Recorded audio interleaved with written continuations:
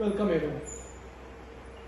So this is my second lecture on the human reproduction. Last class we discussed about the part 1 of the human reproduction. There we study about the ultrastructure of the testis. So the second lecture on human reproduction from the NCERT, studying about the histology of the seminiferous tubules and the accessory reproductive glands. So let us start with what we studied in the previous lecture. That we studied about the ultrastructure of the testis. We clearly studied what are the components which are present in the testis, like vas deferens, epididymis, seminiferous tubules, vasa efferentia, rete testis, then the layers, that is the coats surrounding the testis.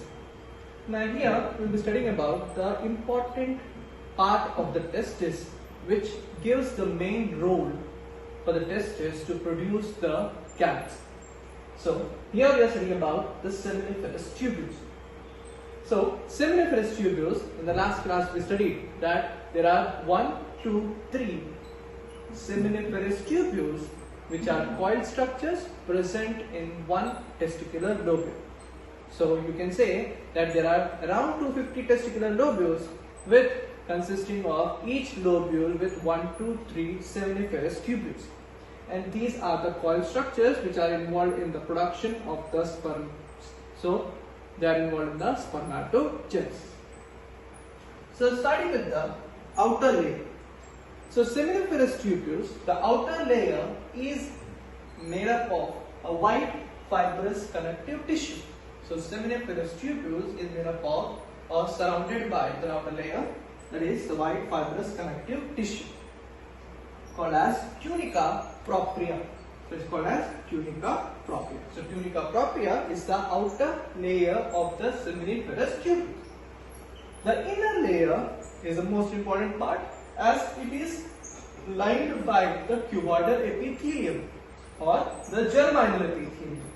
So cuboidal epithelium or germinal epithelium. These germinal epithelium or cuboidal epithelium, they are involved in the spermatogenesis. So the cells are also called as spermatogonium cells or spermatogonia. So spermatogonium or spermatogonia. So these cells are involved in the spermatogenesis. So clearly it shows that the seminiferous tubules are the most important part of the testis, because the testis, the main role is production of gametes, and the seminiferous tubules are involved in the production of the gametes. Now these seminiferous tubules, as I mentioned, that they undergo spermatogenesis to produce spermatozoa. So the cells are lined. So you can see this is one seminiferous tubule, the transverse section of the seminiferous tubule. So TS.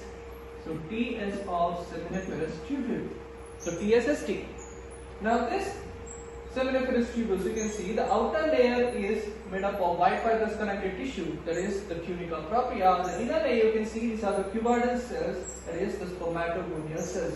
And these spermatogonial cells, they undergo division, they undergo maturation, they undergo to form the sperm cell or the spermatozoa.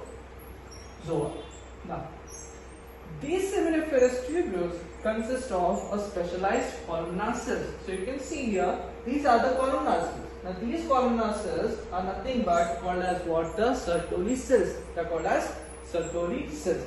So can I go with again? So the seminiferous tubules, they are 1, 2, 3 present in each testicular lobule and involved in the spermatogenesis. Now these seminiferous tubules, the outer layer is covered, outer layer is made up of the white fibrous connective tissue. So seminiferous tubules is covered by the white fibrous connective tissue called as tunica propria. The inner layer is lined by the cuboidal epithelium, or called as germinal epithelium, or you call them as the spermatogonial cells. Yeah. So the spermatogonium cells or spermatogonia, they undergo spermatogenesis to produce spermatozoa. Next, the seminiferous tubules consist of specialized columnar cells. The seminiferous tubules consist of specialized columnar cells, and those cells, they are called as Sertoli cells. Very important.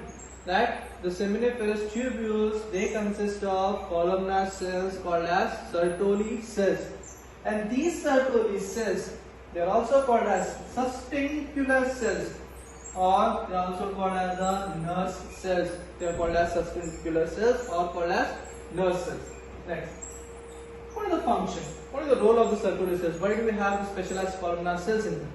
The first role of the Sertoli cells, because the reasons are because of what they are also called as nurse cells. They provide nutrition to the sperms. So Sertoli cells are also called as nurse cells, and these nurse cells, what do? They provide nutrition to the sperms. So developing sperms obtain nutrition from the Sertoli cells. This is the primary role of the Sertoli cells. Second, they act as a blood testis barrier.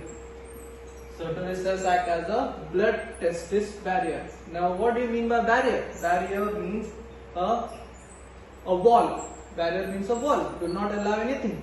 So here, it is a blood testis barrier. That means the blood cells are not allowed to come in contact with the sperms. So Sertoli cells act as a barrier to stop the cells, that is the blood cells, to come in contact with the sperms. Why?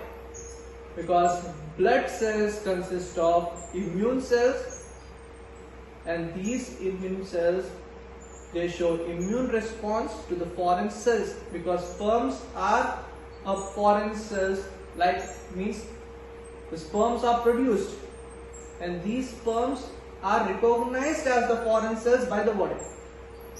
And where are those cells which recognize them as a foreign body is present? They are present in the blood. So the foreign body recognizing cells are present in the blood. So blood shouldn't come in contact with the sperms. So Sertoli cells, what they do? They act as a barrier. They stop them. They do not allow the blood to come in contact with the sperms. That is the reason they are called as blood testis barriers. Third role, they act as a phagocytic cells. Sertoli cells also act as a phagocytic cells. Why? What phagocyte is? They kill or they digest the dead cells, that is the sperms, the dead sperms or underdeveloped sperms. Underdeveloped sperms. So underdeveloped sperms and dead sperms are phagocytized by the Sertoli cells. So you can see in the picture, these are the Sertoli cells.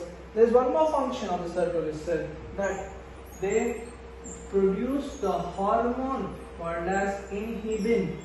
They produce the hormone called as inhibin. So 4 roles you can remember about the Sertoli cells. They provide nutrition to the sperms.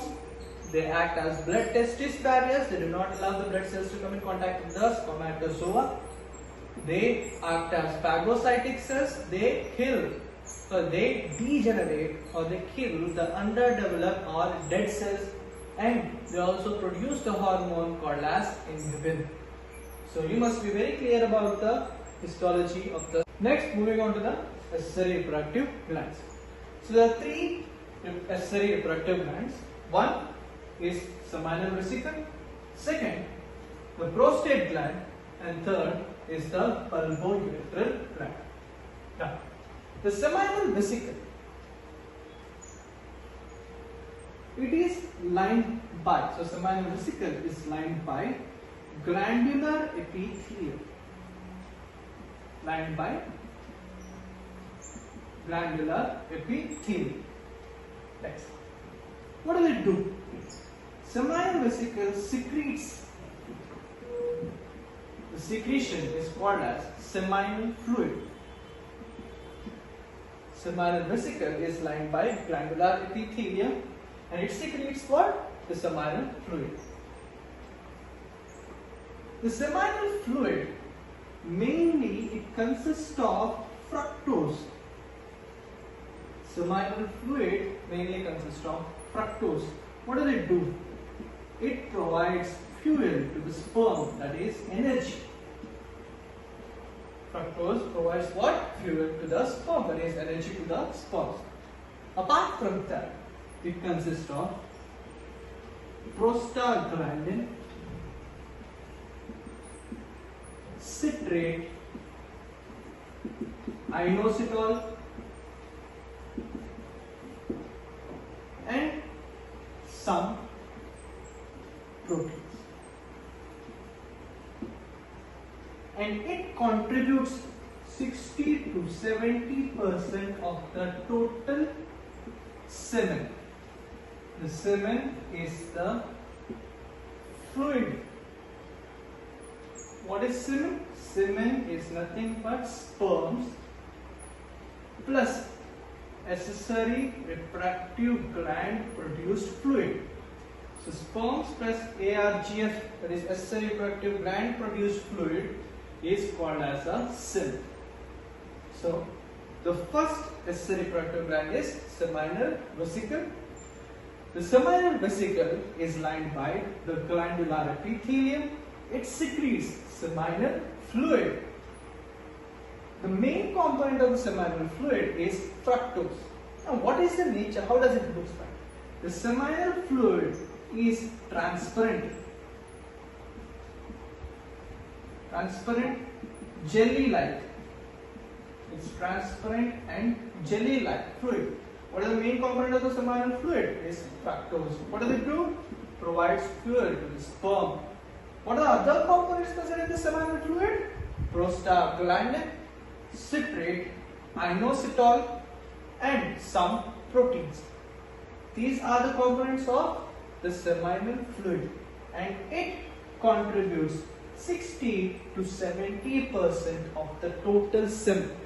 60 to 70% of the total semen is provided by who? By the seminal vesicle. What is it secretes? Seminal fluid. The next gland is the prostate gland. Now it is unpaired. Remember, it is unpaired gland present at the urethra, at the opening, at the near. Prostate gland is present around the urethra, which is unpaired gland, and this prostate gland consists of 5 lobes. The prostate gland is unpaired. It is near surrounding the urethra, and it consists of 5 lobes, and this prostate gland produces prostatic fluid. And it contributes 30% of the semen. 30% of the semen. So 30 to 40% of the semen is produced by the prostate gland, which is unpaired structure present at the urethra, which opens into prostatic urethra. Prostatic gland, what does it do? It opens into prostatic urethra. Prostatic urethra. What does it secretes? Prostatic fluid. So prostatic fluid is released by the prostate gland into prostatic urethra. It contributes how much? 30% of the semen. What are the components of the prostate gland? The prostate gland components are here again citric acid, profibrinolysin, calcium, phosphate, etc. And what is the fluid looks like? Fluid is white, jelly-like. And what is the nature of the prostatic fluid? Prostatic fluid's nature is basic. Prostatic fluid basic nature. Prostatic fluid is basic nature. So clear with this? So prostate gland, it is unpaired, present at the urethra, which opens into prostatic urethra and consists of 5 lobes. It releases prostatic fluid, which contributes 30% of the semen. What does the prostatic fluid consist of? It consists of citric acid, phosphate, profibrinolysin, calcium, etc. They are present in the prostatic fluid. And what is the nature? It is basic in nature. How does it look like? It is white jelly-like substance. The next is bulbourethral gland. The bulbourethral gland, it is present laterally on either sides of urethra. Either side of urethra, just below the prostate gland. Either side of the urethra. It produces alkaline fluid. So bulbourethral gland, it is present laterally on either sides. It is paired gland. Remember, it is paired gland. So the gland is in the pair. This is unpaired. This is paired. This is paired. Right? And it produces alkaline fluid. Now, what does this alkaline fluid does? It clears the passage of the sperms from the urethra, because the males pass the sperms and urine through urethra. So, urine is acidic in nature. Now, acidic condition of the urethra, it reduces the viability of the sperms. So, before the release of the semen into the urethra is lined by the secretion of the bulbourethral gland, so that it clarifies the urethra to make it neutral. So that because of this basic fluid, because bulbourethral gland produces what? Alkaline fluid. And this alkaline fluid, what does it do? It clears the path of the urethra so that the sperms cannot get what? Destroyed, or the viability of the sperms do not get reduced, because when the sperms reach or sperms come in contact with an acidic condition or acidic medium, the viability of the sperms decreases or sperms die. So the urethra is cleared by the alkaline fluid produced by the bulbourethral gland. So there are three accessory reproductive glands. So it's kind of a little messy, but very simple to remember. There are three parts: seminal vesicle, lined by glandular epithelium, secretes seminal fluids. The components are fructose, prostaglandin, citrate, inositol, and some proteins. What is the contribution to the semen? 60 to 70% of the total semen consists of seminal fluid. Prostate gland, it is unpaired, present below the urinary bladder at the opening of the urethra. There are 5 lobes of the unpaired gland. They produce prostatic fluid. It contributes 30% of the semen. It consists of citric acid, phosphate, 4-fibrinosyl acid, calcium, etc. And it is also basic in nature. How does it look like? White and jelly-like. Right? The third is bulbourethral gland. So no particular function in nutritional aspect, but bulbourethral gland, what does it do? It clears the path of the sperms. So what is the path of the sperm? The sperm passes from the ejaculatory duct to the urethra. The urethra is the opening through which the sperms pass out of the penis. And the sperms, when they pass through this urethra, they have to be viable. And because the males, they pass urine and sperms through same urethra, the sperms may get destroyed because of the acidic condition of the urethra due to the passage of the urine. So if urine passes through urethra, the urethra becomes acidic, and bulbourethral gland, it neutralizes by the release of the alkaline fluid, which is slimy, jelly-like and transparent fluid.